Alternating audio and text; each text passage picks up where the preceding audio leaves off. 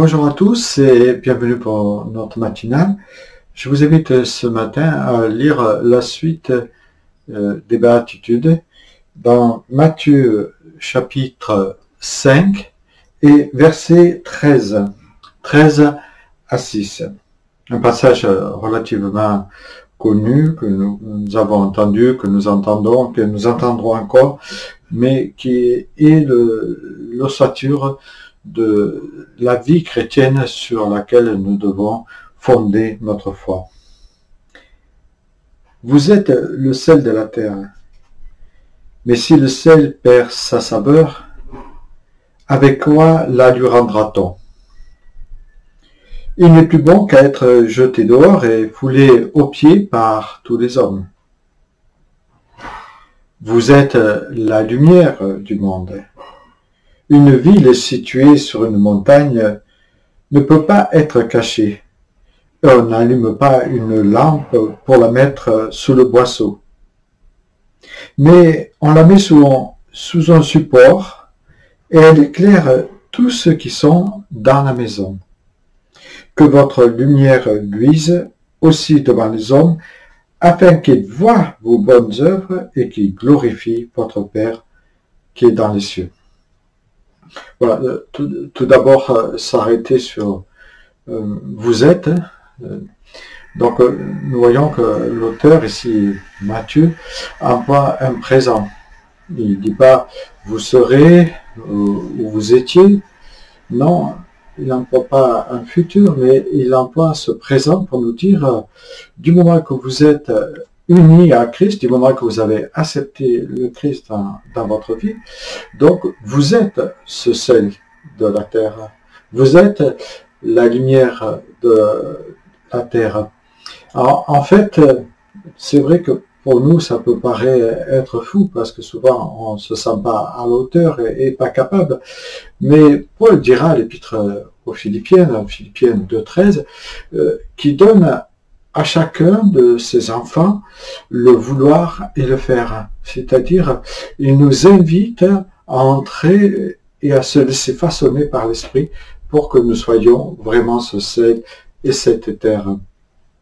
Soyez fiers, en fait, d'être héritier. Il ne parle pas d'orgueil, il parle de fierté, d'être héritier, d'appartenir à ce peuple de Dieu que le Christ a libéré par ce sang si précieux. Et soyez fiers de votre appartenance, soyez fiers d'être aimés par Dieu. En fait, ce sel nous dit que avec Jésus, tout prend un sens différent dans notre vie.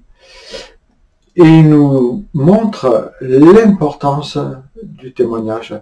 Il dit en fait que chaque chrétien, pour les non-chrétiens qui ne connaissent pas la Bible, nous sommes une Bible ouverte, quoi, une lettre écrite pour eux pour connaître en fait l'Évangile.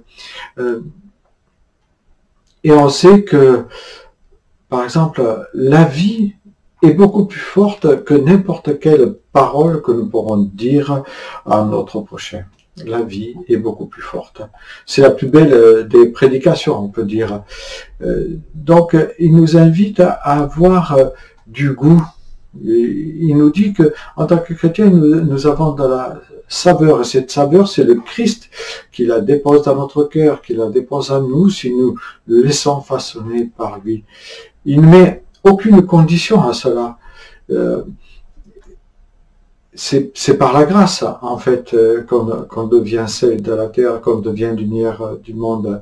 Et nous voyons que la lumière, un petit peu de lumière, arrive à luire au milieu d'une nuit sombre, au milieu des ténèbres, comme le dit Matthieu.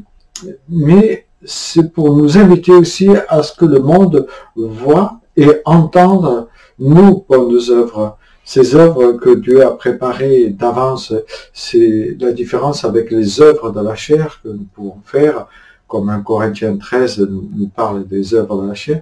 Mais là, il est question d'œuvres que Dieu a préparées d'avance pour toi, parce que chacun de nous sommes inscrits dans ce livre de Dieu, et chacun de nous avons des œuvres que Dieu a préparées d'avance. Éphésiens 2, 9, 10 nous dit cela. Et donc, il faut bien prendre conscience que ce sont des œuvres qui sont traduites par la grâce qui nous a été donnée en Christ.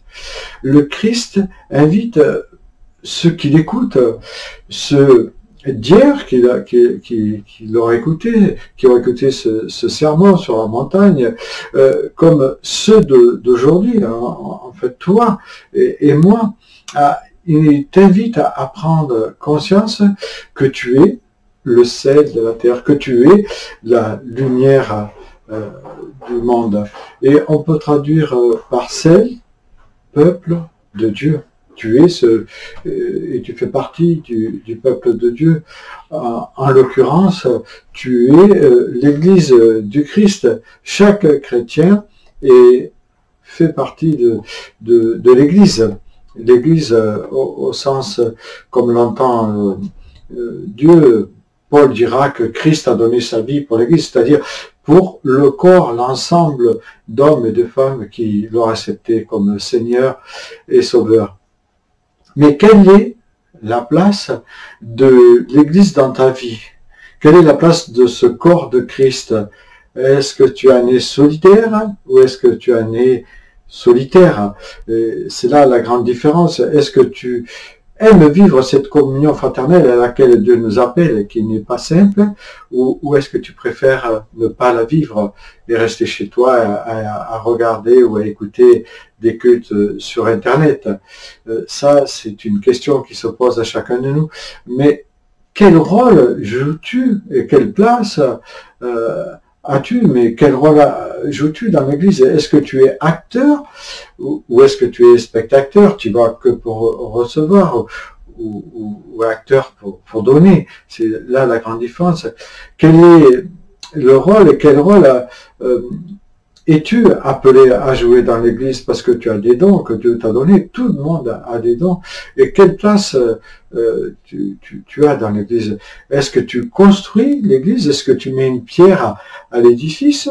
Ou est-ce que par des paroles, par des critiques, tu démolis cette Église, ce corps, hein, ce monde chrétien?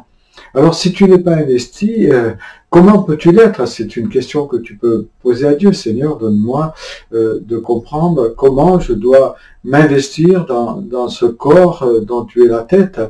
Et puis, il y a dans ces paroles quand même une mise en garde. Et nous devons faire attention, parce que Jésus nous dit, si le sel vient à s'affaiblir, les passants vont le piétiner en fait, et il ne sert plus à rien. Le sel mélangé à des impuretés, il peut être contaminé et devient alors même inutile, même hostile et dangereux. Hein. Donc il ne sert plus à rien, quoi. Faites donc et observez tout ce qu'ils vous disent et n'agissez pas selon leurs œuvres, car ils disent ce qu'ils ne font pas. Jésus a dit dans Matthieu 23. Donc c'est une invitation, au contraire, nous, que nos paroles et nos actes suivent, comme dit le Seigneur. Mais pour toi, il est important que tu prennes conscience de ton engagement dans ce corps de Christ, afin d'être sel de la terre et lumière du monde.